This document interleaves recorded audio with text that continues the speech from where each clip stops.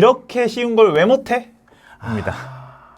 이렇게 쉬운 거라고 딱 찍은 다음에 왜 못해? 라고 하면은 내가 자존감 바로 무너지죠.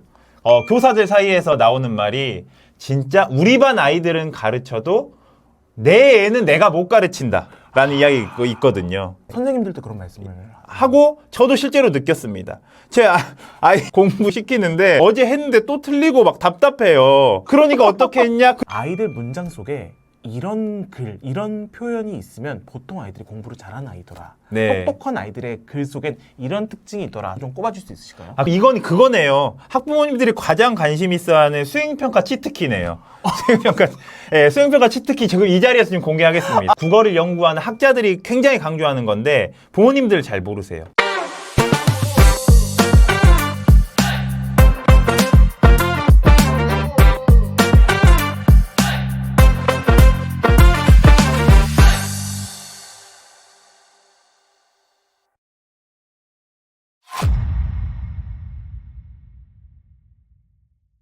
안녕하십니까. 실천할 수 있는 교육 인사이트만 드리는 가든 패밀리 브루스핏입니다. 여러분, 오늘의 가든 게스트는요, 초등 글쓰기 무작정 따라하기의 저자이신 박재찬 선생님을 모셨습니다. 안녕하십니까. 네, 안녕하세요. 우리 시청자분들께 소개 한마디 부탁드려도 될까요? 안녕하세요. 저는 초등학교 교사로 16년째 근무하고 있고요.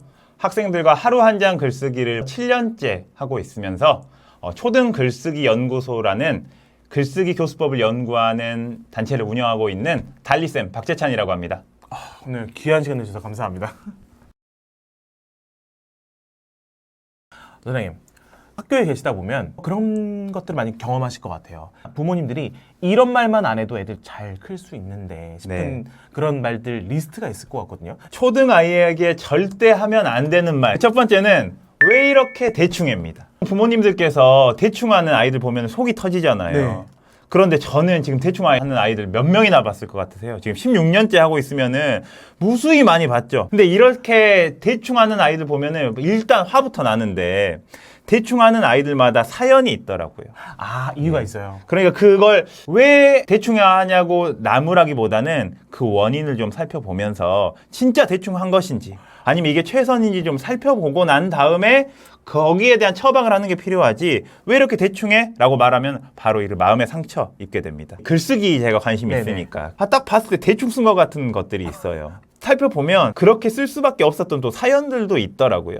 그런 사연들을 좀 들어보면 이런 문제 때문에 이런 결과물이 나왔구나라는 걸 좀 알 수 있었습니다. 제가 봤을 때 100% 대충했어. 이거 지금 다 제대로 한 거야? 다시 해와. 이렇게 말을 했거든요. 근데 자리에서 막 울고 있는 거예요.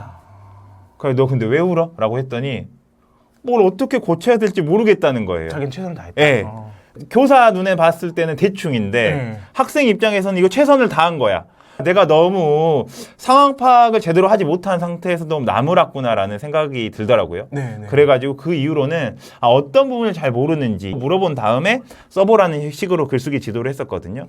두 번째는요. 다음에는 100점 맞을 수 있지? 이겁니다. 이 말 절대 하면 안 된다는 겁니다.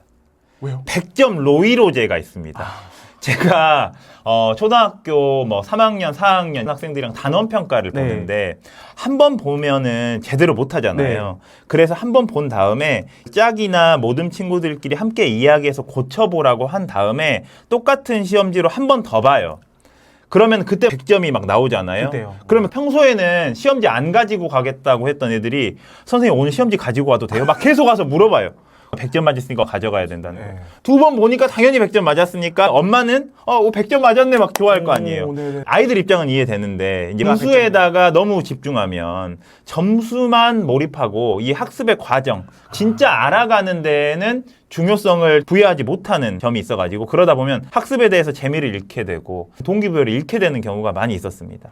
자, 세 번째는요. 이렇게 쉬운 걸 왜 못해? 입니다. 쉽다는 기준은 사실 부모님, 교사 기준이잖아요.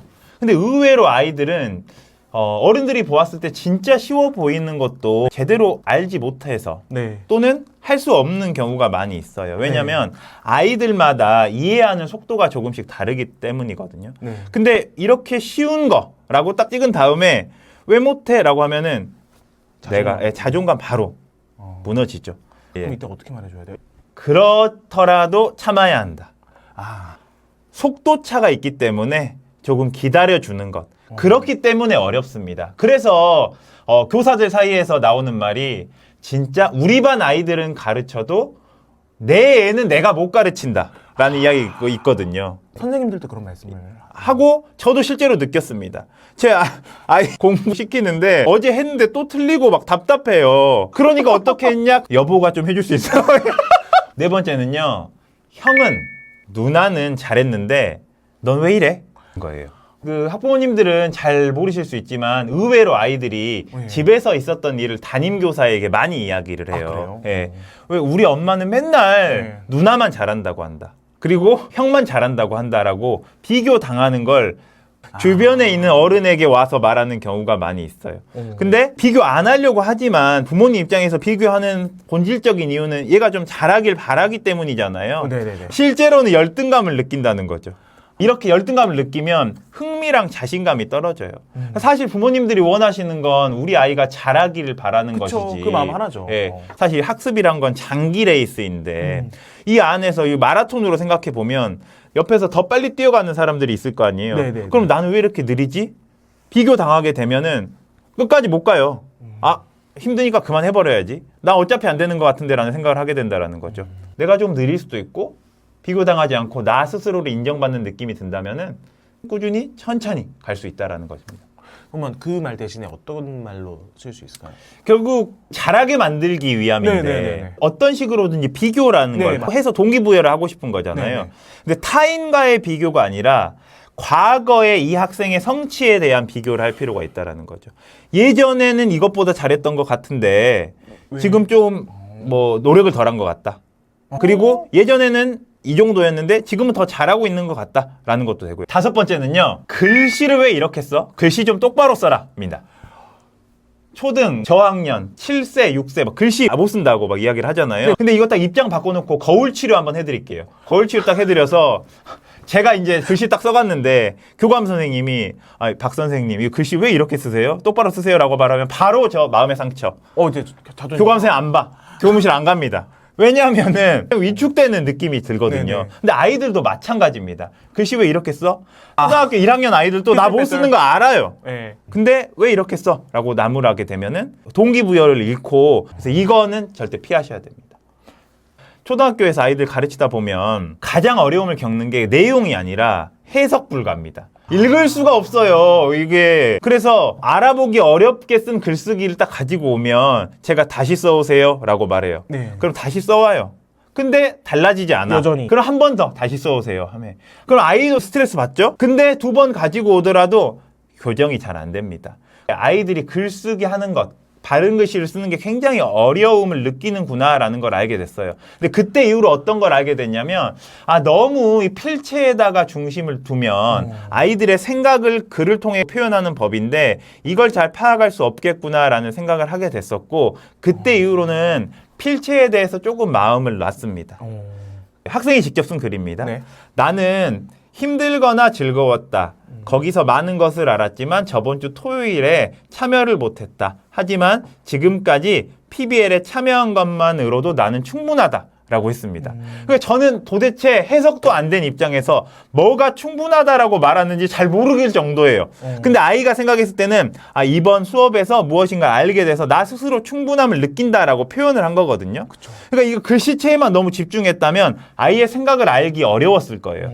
근데 나름대로 부족한 글씨체였지만 자기의 생각을 써보는 것. 사실 이게 글쓰기의 중요한 부분이잖아요. 본질이죠. 그래서 그걸 딱 알게 돼서 아이는 나름대로 이렇게 내가 성장했다라는 생각을 느끼구나. 그래서 그때부터 제가 이 글쓰기를 통해 가지고 아이가 얼마나 성장했는지를 알아볼 수 있구나라는 걸 느끼게 되면서 이 성장 마인드셋이라는 개념에 대해서 관심을 갖고 탐구하게 됐습니다. 글씨체 지적만 안 하더라도 성장 마인드셋을 키우는 데 효과적이고 학습 동기를 높일 수 있는 방안이 될 수 있습니다. 무엇인가 하려고 했던 사람에게 뭐 부족한 점 이야기하면은 바로 동기 꺾이잖아요. 이제 성장 마인드셋의 중요한 점이 내가 노력하면 성장할 수 있을 거라는 믿음을 가지고 해나가는 것이기 때문에 나 원래 못 쓴 애야 라고 생각한다면은 이거는 고정 마인드셋을 갖게 되는 생각법이니까 그게 아니라 눈에 보이더라도 알지만 넘어가주면 아이들이 글 쓰는 것 자체에 흥미를 갖게 되고 그러면 초등학교 저학년 시절에는 전체적인 학습에 대한 동기부여로 연결될 수 있다고 생각합니다. 그래도 조금은 악필은 교정해주고 싶은 게 우리 부모님 마음일 것 같거든요. 네네네. 그러니까 그런 분들께 좀 꿀팁 한번 말씀 부탁드릴까요? 이제 학부모님들의 가장 큰 고민 중에 하나가 우리 아이 글씨체 어떻게 교정하느냐. 이거 굉장히 관심 많으시잖아요. 네네네. 그 방법은 바로 따라쓰기를 통해 가지고 자연스럽게 필체를 교정하는 겁니다.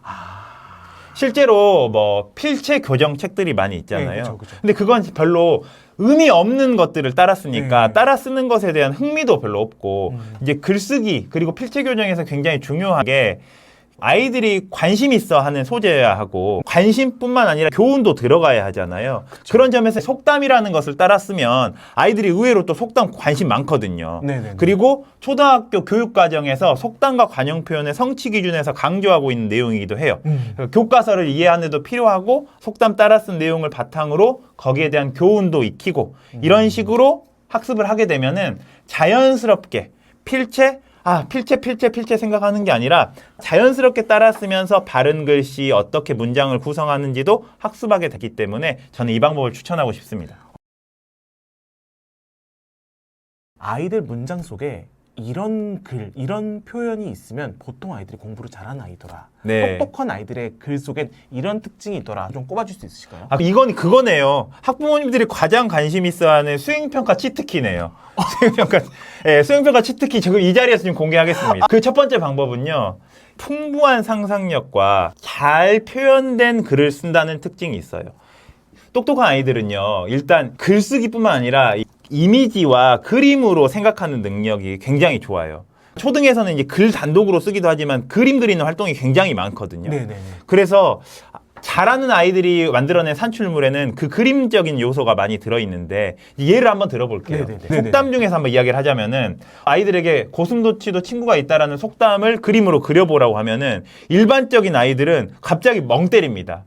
5분 동안 가만히 있어요. 그런 다음에 5분 있다가 이렇게 말합니다. 고슴도치 못 그리겠어요. 막 그래요.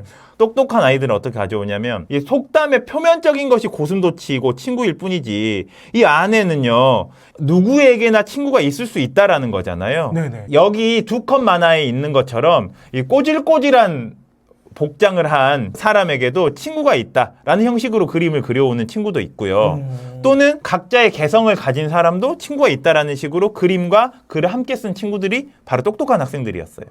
그러니까 그림과 글이 함께 결합된 형태가 수행평가에 많이 등장하는데 네. 이런 내용들이죠. 한 가지 예를 더 들자면 도끼를 갈아 뭐 바늘을 만든다. 뭐 네네. 마부작침이라는 사자성어잖아요. 네네.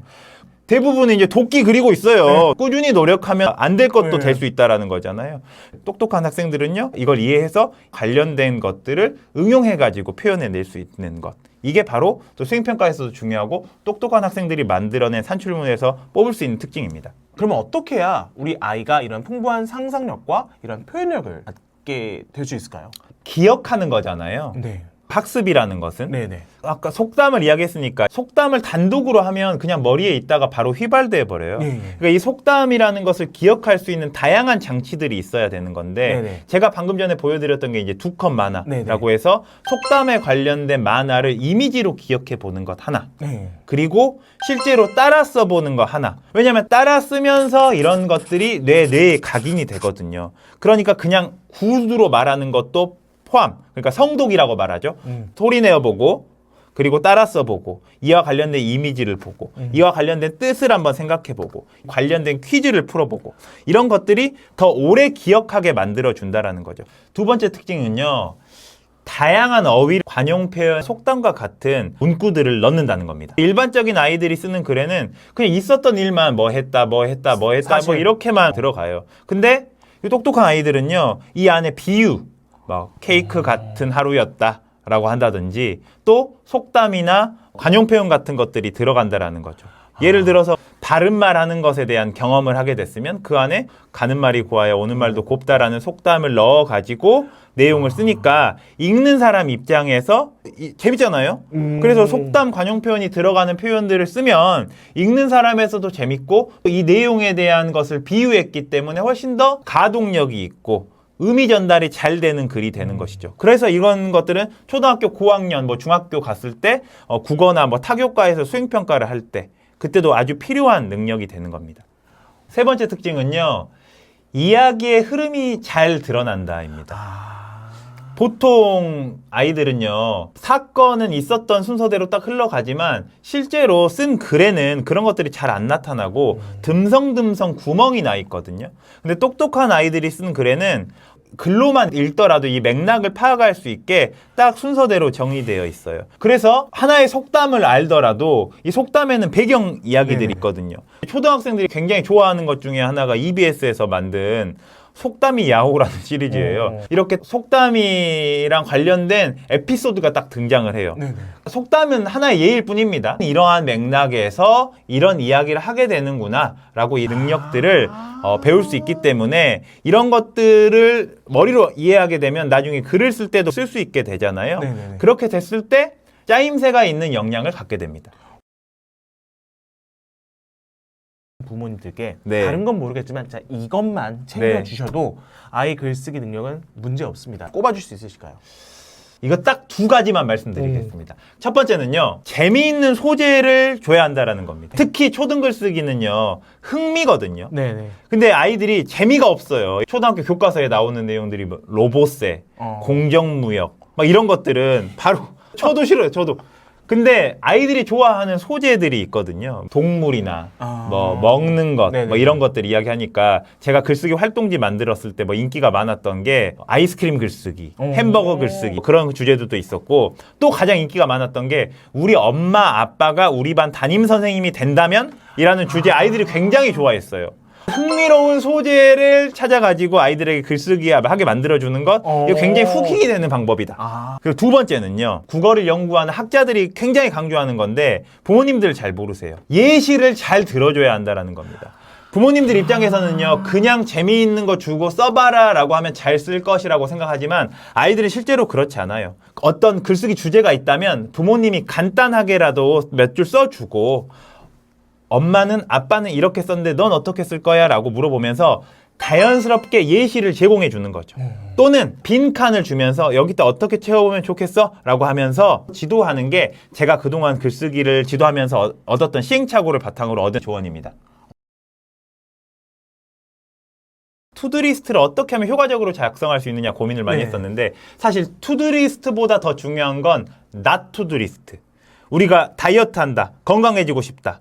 몸에 좋은 거 먹는 것보다 중요한 건 몸에 안 좋은 거 안 먹는 거잖아요. 네. 그리고 아이에게 좋은 말을 하는 것보다 더 중요한 건 안 좋은 말을 안 하는 겁니다. 우리가 결국에 기억하게 되는 건 좋은 말 100번 들었던 건 거의 기억 안 나고 날 찔렀던 그 말, 그 상처되는 그 말. 때문에 막 기억하잖아요. 그래서 제가 드리고 싶은 한마디는요.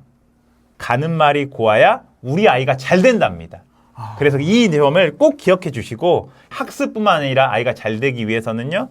뭐 학습 자존감, 자신감 이런 것들을 잘 독려해 줄 수 있는 게 필요하고 이건 부모님의 언어에서 나오기 때문에 이 점을 꼭 유의해 주시면 어떨까 싶습니다. 선생님 오늘 귀한 말씀 감사합니다. 네네.